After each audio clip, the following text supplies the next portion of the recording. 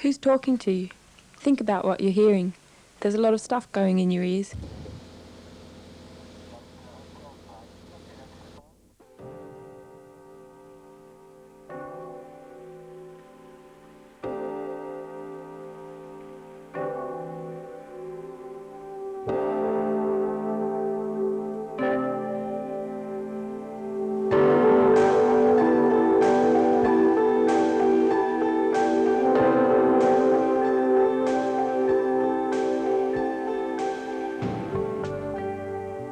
Good morning. You're listening to Radio 2XX, Canberra's community access broadcasting station, licensed to operate by the Australian Broadcasting Tribunal until the 3rd of February 1991. It's a people's media tool, I suppose, for people to use themselves to describe what's happening in their own world. They provide an alternative opinion.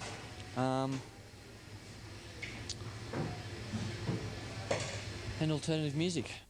A lot of young people come here, they get strength, they get empowered, they get confidence. Double X. Radio doesn't just happen in your life. You make a choice. Who you're letting in. People, words, music, laughter, emotion, reality. Public Radio 2XX. Get to hear what people have to say.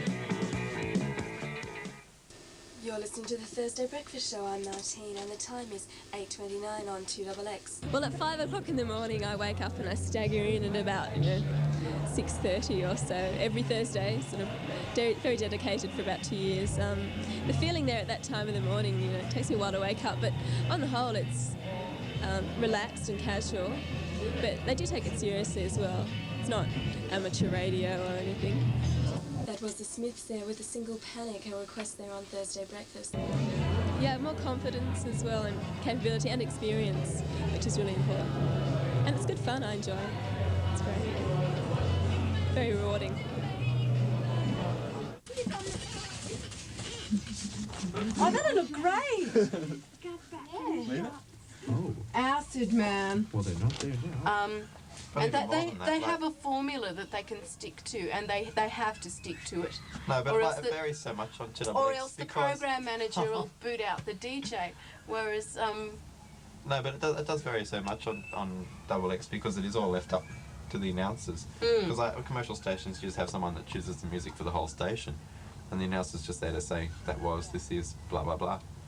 Jeremy's just cleared all the mucus that collects in his sinuses, because he's in fact somebody from beyond, somebody from another dimension is young Jeremy here. Great. It's 9. What's it like, Jeremy? It's wonderful. It's 9:34. How do you feel? Great. And No. What did you do yesterday? What did you eat for breakfast? What's your mother's maiden name? Do you like eggs? No. Oh. No. Well, there you go. There's something that Jeremy and I have in common. Well, we can say something deep about how youth don't get access to normal radio. But that's really dicky, so we won't. Were you going across the Nullarbor and did you see a UFO? Have you seen the Min light? Do you know what Huckleberry Hound's middle name is? Give us a Have you ever gone to sleep at your grandmother's one night and woken up and been at your own house? That happened to me. When you compare us to any other station in Canberra, we have more announcers and more variation than any other station. It's not a bad thing, it's a very good thing.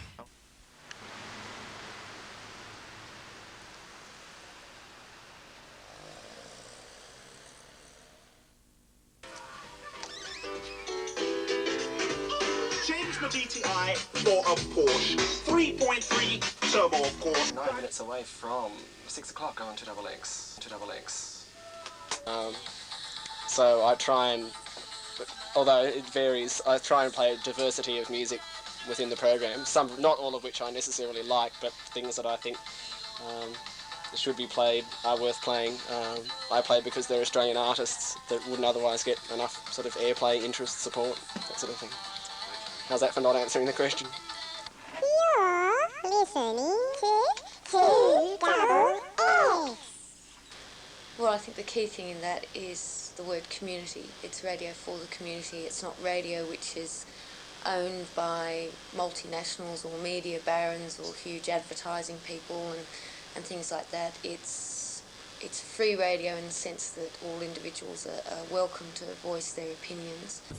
In the first and perhaps the most important instance, we offer information that other media outlets don't. That's our primary function, to ensure that groups which are not given time on the monopoly media have a voice on 2XX, and therefore a voice in their community. But I think every community needs community radio. You asked me before about what I personally got out of 2XX.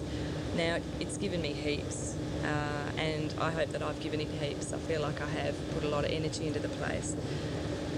Anything where people are involved in,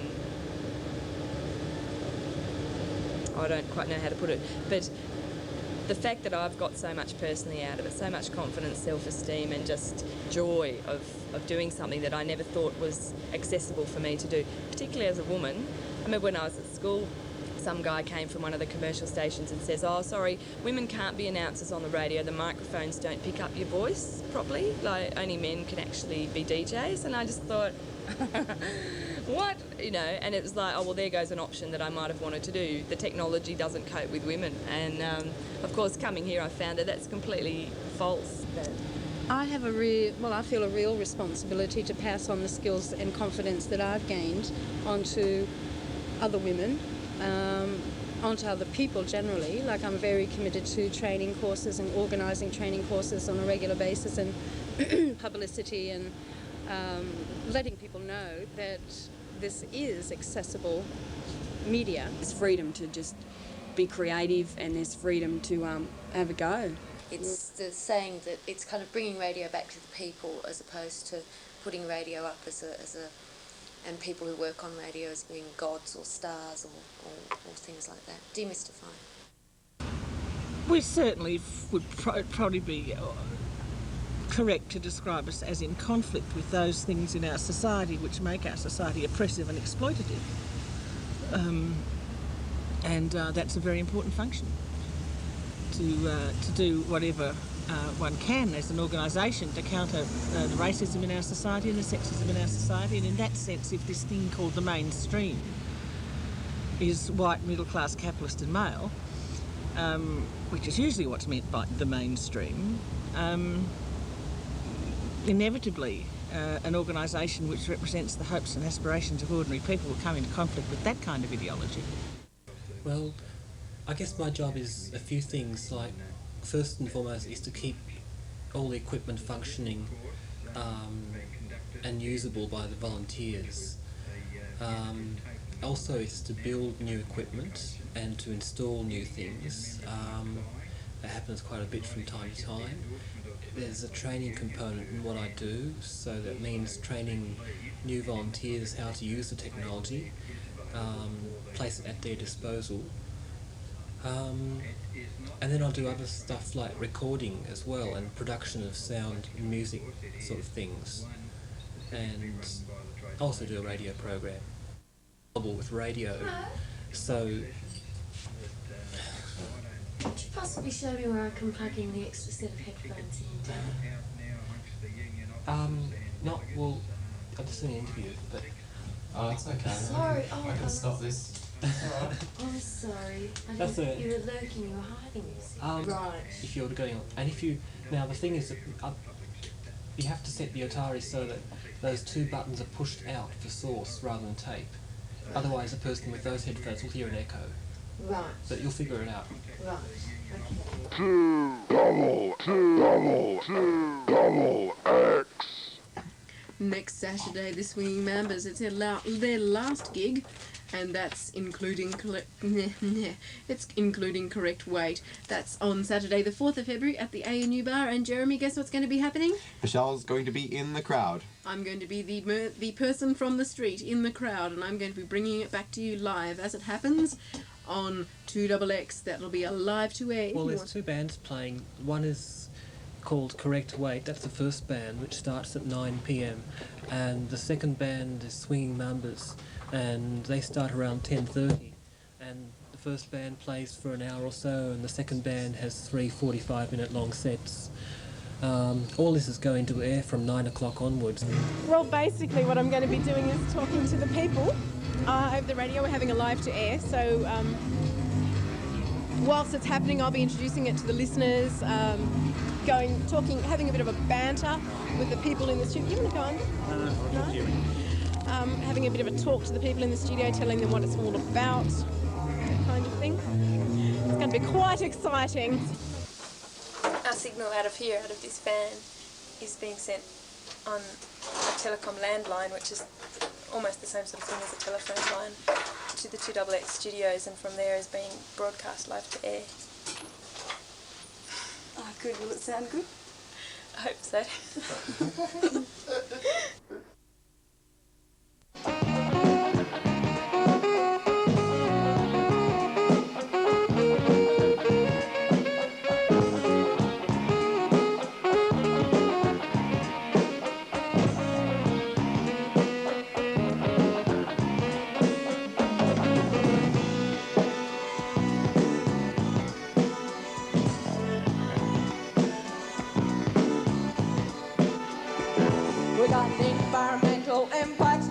The green is well best leaves. It says put him on great big driveway and knock down all those fucking trees. All those trees.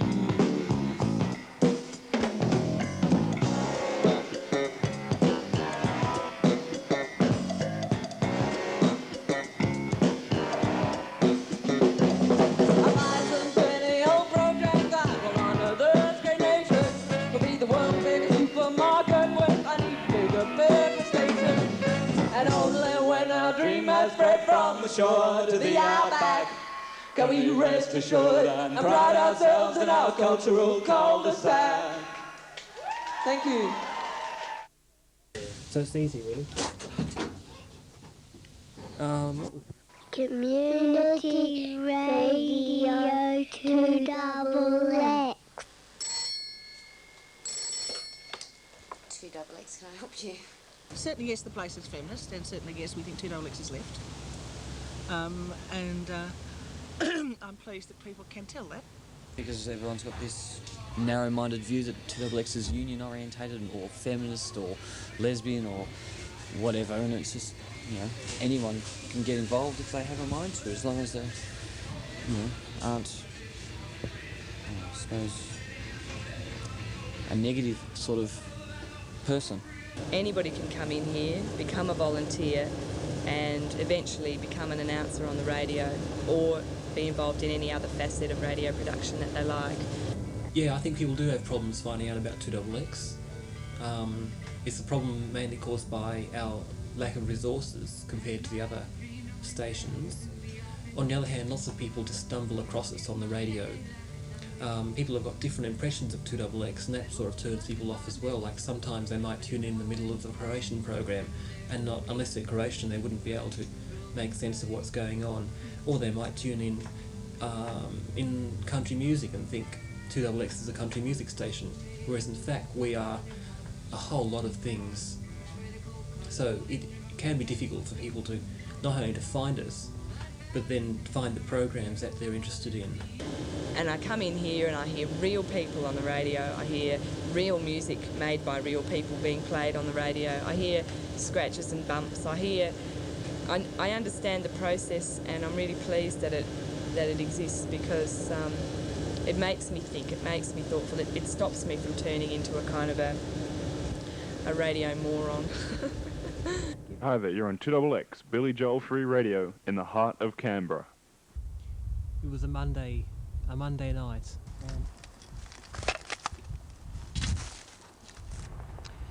It was a big shock to everyone. And I was told that the transmitter had burned down, and I didn't believe it. I thought they were playing a trick on me. And but then I drove out there, because they were quite serious about it, and went out and had a look, and this is what I found. We do know that after the fire, some petrol or fuel cans that weren't in the building before were found here on the site. the fire also started in two places at once at the same time, according to the fire people. It really looks a lot like arson.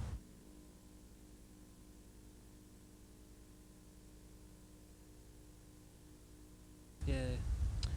But anyway, at the moment we're at the point of putting up our permanent building, which this time will definitely be fireproof, and proof against almost anything, I'd say, and getting our permanent setup going. That'll be happening in the next couple of months, and after that it'll more or less be settled down out here, and we'll have a much more secure site as well. 2XX has proven that it can last for 12, 13 years since it was set up. Now, a lot of community stations have folded in that time, but 2XX has had something, the energy and enthusiasm of the volunteers and workers that have kept it going. Oh, well, I think 2XX will, will go from strength to strength. We've been, sort of on a growth curve, as they say, since 1976, and I see no reason for that to change. Financially, it will always be a struggle. That's the nature of the thing. Although there's no reason to suspect that we wouldn't survive at all. If our transceiver site gets burnt down, that's a major form of let's make life really hard for this group. We survived that. Well, to go stronger politically, in our ideology, in our people, in serving the community. And to get, of course, we're a radio station, we rely on listeners, and to make more people aware that 2XX is available and is a resource centre for people. I suppose you could say radio for the people, by the people. Public Radio 2XX is Canberra's community access broadcasting station, licensed by the Australian Broadcasting Tribunal. 2XX's studios are located in Kingsley Street, Acton. Our transmitter is situated in Gungahlin, ACT. 2XX operates on an aerial power of 300 watts on the frequency 1008 kilohertz. 2XX is funded by individual listeners who subscribe to the station and community groups who use the station's facilities. 2XX is going to sleep now, but will begin broadcasting again at 5 o'clock weekday mornings or 6 o'clock on Saturday and Sunday mornings. You can ensure 2XX will be here tomorrow morning by becoming a subscriber. Phone 2XX on 494512 during office hours.